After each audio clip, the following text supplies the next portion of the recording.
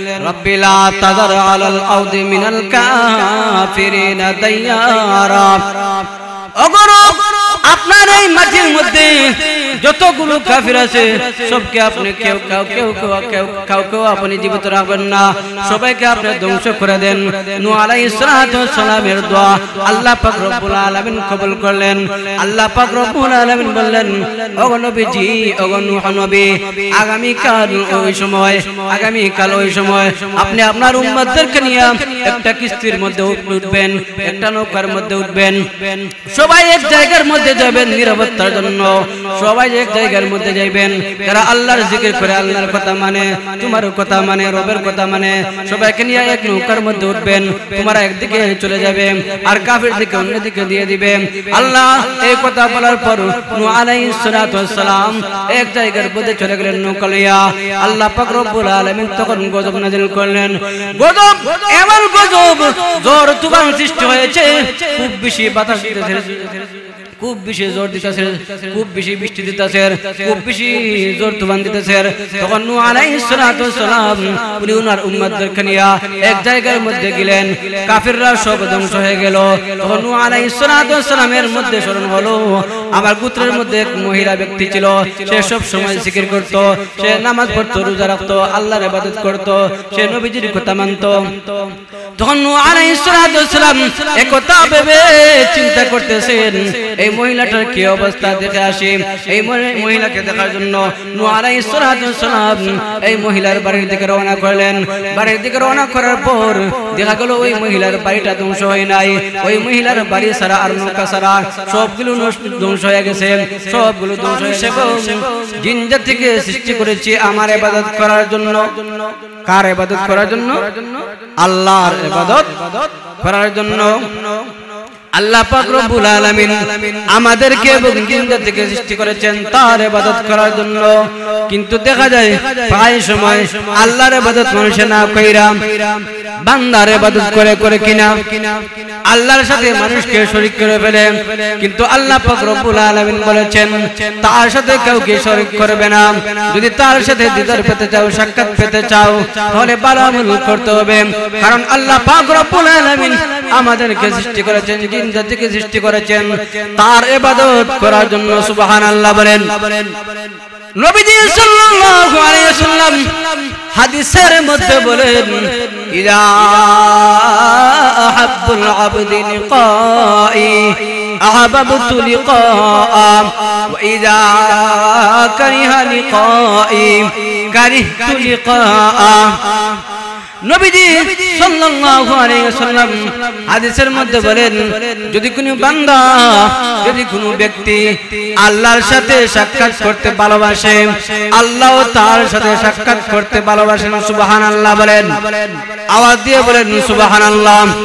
যদি কোনো ব্যক্তি আল্লাহর সাথে সাক্ষাৎ কেউ পছন্দ করে, আল্লাহও তার সাথে সাক্ষাৎ করতে পছন্দ করেন। নাউজুবিল্লাহ বলেন। তাহলে নবীজি সাল্লাল্লাহু আলাইহি ওয়াসাল্লাম বলেন, যদি কোনো ব্যক্তি আল্লাহর সাথে সাক্ষাৎ করতে চায়, আল্লাহর সাথে দেখা করতে চায়, আল্লাহর সাক্ষাৎ পেতে চায়, তাহলে আল্লাহ তার সাথে সাক্ষাৎ করেন। আর যদি কোনো ব্যক্তি আল্লাহর সাথে সাক্ষাৎ কেউ পছন্দ করে, আল্লাহ তাদের সাথে সাক্ষাৎ করতে পছন্দ করেন। নাউজুবিল্লাহ বলেন। অপরে আয়াতের মধ্যে আল্লাহ পাক রব্বুল আলামিন বলেন, ইয়া আইয়ুহান নাস উবুদু রাব্বাকুমুল্লাযী খালাকাকুম ওয়াল্লাযীনা মিন ক্বাবলিকুম লাআল্লাকুম তাত্তাকুন।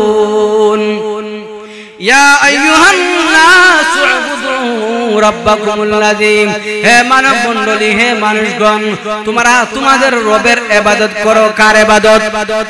রবের ইবাদত। আর জোরে বলেন কার ইবাদত?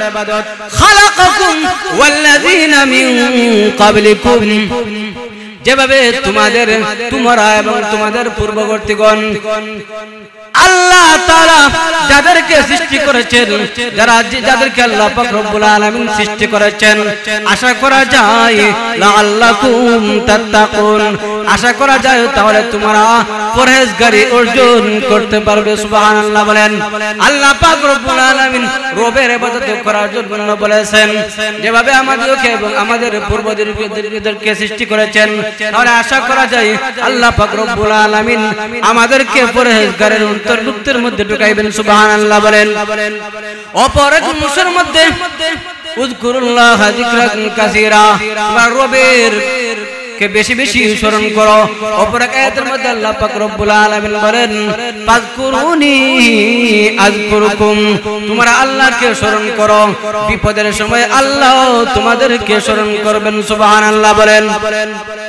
নবীজি সাল্লাল্লাহু আলাইহি ওয়াসাল্লাম এমন ইবাদত করতেন, ইবাদত করতে করতে নবীজি সাল্লাল্লাহু আলাইহি ওয়াসাল্লামের পা মুবারক ফুলে যেত, পা মুবারকের মধ্যে পানি উঠে যেত। নবীজি সাল্লাল্লাহু আলাইহি ওয়াসাল্লামের আমল দেখে সাহাবায়ে কেরাম বললেন, ইয়া রাসূলুল্লাহ, ইয়া হাবিবাল্লাহ, আপনার উপর তো আল্লাহ পাক রব্বুল আলামিন রাজি খুশি হয়ে গেছেন। قد غفر الله لك ما تقدم من ذنبك وما تأخر। ও নবীজি, আপনার তো আল্লাহ পাক রব্বুল আলামিন নবুয়তের আগে এবং পিছে যা আছে সব গুনাহ maaf করে দিয়েছেন, নবীদের গুনাহ নাই। এরপর সাহাবায়ে কেরাম বলতেছেন, আল্লাহ পাক রব্বুল আলামিন আপনার আগের এবং পিছনের যা গুনাহ আছে সবগুলো তো আল্লাহ পাক রব্বুল আলামিন maaf করে দিয়েছেন। এরপরও কেন নবী আপনি এত ইবাদত করতেছেন, কেন ইবাদত করতেছেন? তখন নবীজি সাল্লাল্লাহু আলাইহি সাল্লাম বলেন, আফালা কুনা আবাদান শাকুরা, আমি কি আমার রবের কৃতজ্ঞ চিত্র বান্দা হব না? সুবহানাল্লাহ বলেন। নবীজি সাল্লাল্লাহু আলাইহি ওয়াসাল্লাম আগে এবং নবুয়তের আগে এবং পিছে সবগুলো আল্লাহ পাক রব্বুল আলামিন maaf করে দিয়েছেন। এরপর নবীজি সাল্লাল্লাহু আলাইহি ওয়াসাল্লাম ইবাদত করতে করতে নিজের পা মুবারক গুলো ফুলে যেত। সুবহানাল্লাহ বলেন। কিন্তু আমরা দেখা যায় প্রায় সময় 5 ওয়াক্ত নামাজের মধ্যে 1 ওয়াক্ত নামাজও পড়ি না, 5 ওয়াক্ত নামাজের মধ্যে 4 ওয়াক্ত নামাজও পড়ি না, 5 ওয়াক্ত নামাজের মধ্যে 3 ওয়াক্ত নামাজও পড়ি না, 5 ওয়াক্ত নামাজের মধ্যে 2 ওয়াক্ত নামাজও পড়ি না। এমন মানুষ সমাজের মধ্যে আছেন কি না? আছেন। প্রায় সময় দেখা যায় শুধু 2 ওয়াক্ত নয়, 1 ওয়াক্ত নামাজ আমরা ঠিকমতো পড়ি না।